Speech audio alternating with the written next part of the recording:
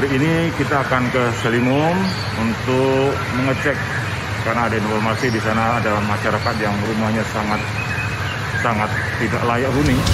Diketuk mengabdi, cerminan Bayangkara sejati.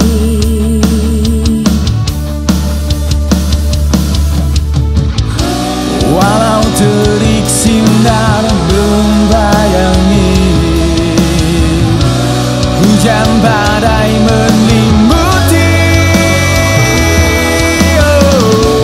tapi tak padam semangat mengabdi.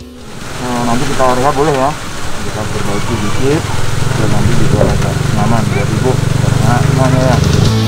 jiwa dan raga kau persembahkan untuk bumi pertiwi. Nah, kita udah sampai selesai di satu rumah, sudah kita berikan bantuan dan yang rumah ini akan dibedah nanti setelah Lebaran, akan kita perbaiki setelah Lebaran atas bantuan teman-teman.